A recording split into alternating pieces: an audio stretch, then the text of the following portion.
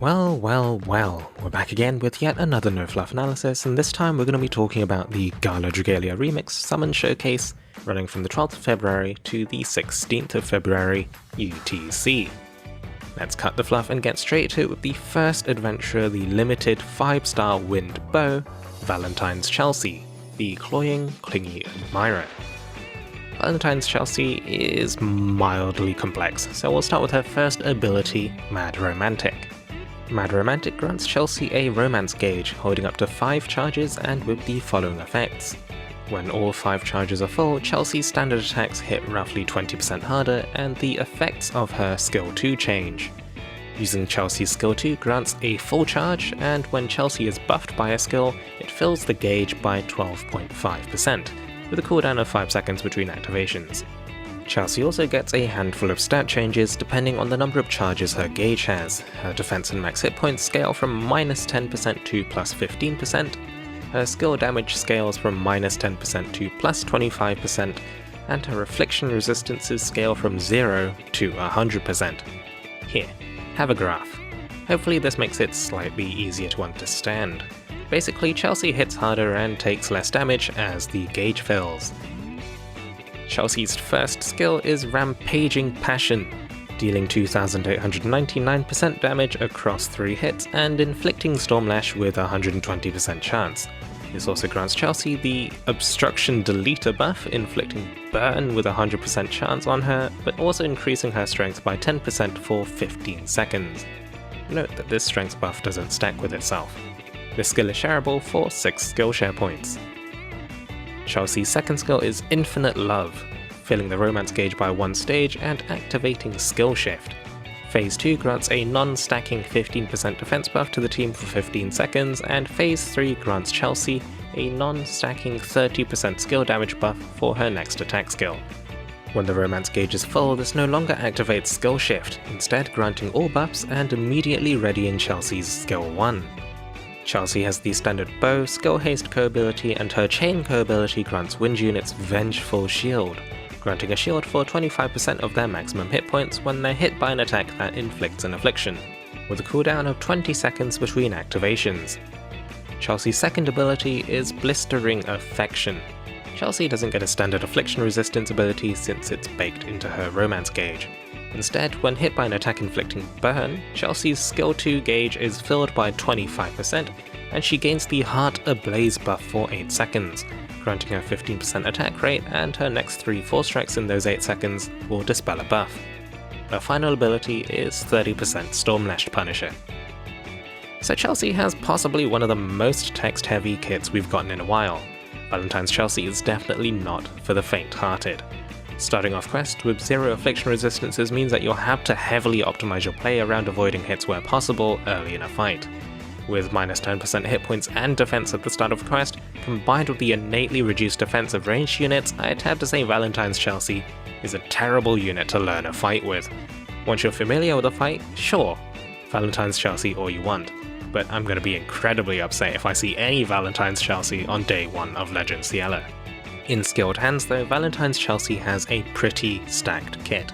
At her maximum potential, Chelsea's S1 hits for roughly 2,900% damage, with potential bonuses of up to 55% skill damage and 30% Stormlash Punisher and plus 10% strength, and this is without additional buffs from the rest of her team. Chelsea can also contribute somewhat to team-wide double buffs with her S2, as well as providing 3 dispels in a row if necessary, following her low-cost skill 1. However, her skill 1 is also a double-edged sword. A Burner Inflicts deals 25% of her max hit points over 15 seconds, so using it too often early in the fight before Wind's healing double buffs start to kick in can leave Chelsea in a vulnerable spot before her defense and hit points scale up. Overall, I think Chelsea has the potential to work well in a double buff composition, but she'll require healing support and a pilot familiar with the fight she's being brought to.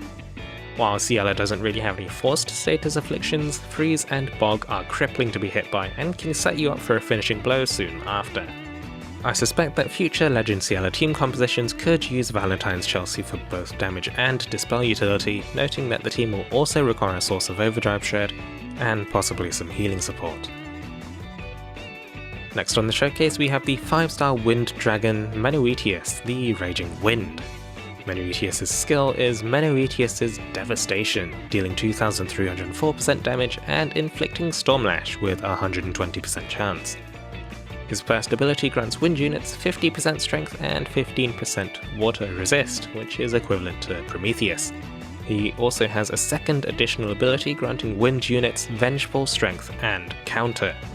When hit by an attack inflicting an affliction, deals 2,457% damage to surrounding enemies and grant the Deranged Thrill buff, a non-stacking 25% strength buff that lasts for 45 seconds. This ability has a 20-second activation cooldown. So the first thing to note is that Menoetius is not limited, much like Epimetheus and Prometheus, released on previous Valentine's banners. While Valentine's Chelsea is the first thing that comes to mind when you look at his kit, I'm not entirely confident that roughly 2.5k damage on a 20-second cooldown is worth trading powerful Dragon Auras from Gala Reborn Zephyr or Midgard Zorma for a flat 50% strength. In the context of Wind Team's Drowning and Strength double buffs, I don't think the 25% strength buff is particularly impactful either. Menoetius could be fun to use, but I think getting the most out of him requires either Valentine's Chelsea or deliberately diving into specific attacks in the Ciela fight, which is unusual. Not to mention, without double resistances, the number of attacks you can potentially use to trigger this decreases, and eating attacks quickly becomes unviable once we start looking at Legend Ciela. While not part of the showcase, we also had a Wyrmprint added with the event, the 5-star limited Wyrmprint Sweet Surprise, granting 25% Stormlash Punisher and Eagle's Boon. Eagle's Boon, when you have 2 prints with it, grants full burn resistance, so this has the potential to work well for Valentine's Chelsea, but Eagle's Boon prints are also few in number. Only 2 of them actually potentially make sense to match with Sweet Surprise, the Synthetic Dragon or To My Beloved, granting resilient offense and 20% skill prep respectively. This might not be necessary if Valentine's Chelsea receives enough healing support, but it could be worth using in the future if we get another Eagle's Boon print with a more applicable ability. Either way, grab a copy of this print because it's limited. Overall, for the showcase as a whole, I think Valentine's Chelsea is an interesting addition to the roster, sporting conditional dual resistances and a slightly more complicated kit to keep veterans engaged. Bringing high damage with a low SP cost, Chelsea should be able to contribute meaty damage, as long as you know what you're doing and can counteract her self-damage. As for Menoetius, he seems to be a bit too niche to justify aiming for, and he's also a permanent addition. While now's potentially the best time to go for him, he's also not going anywhere. Outside of Valentine's Chelsea, I don't think there are any adventurers that particularly make good use of his abilities. As always, Valentine's Chelsea is limited, and this year I'm actually blessed to have the currency to try and pull for her. I'll be aiming for her tomorrow on my Saturday stream, 9:30 PM GMT.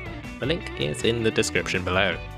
As always, thank you very much for watching until the end. Take it easy, stay safe, and I wish you luck in your upcoming polls.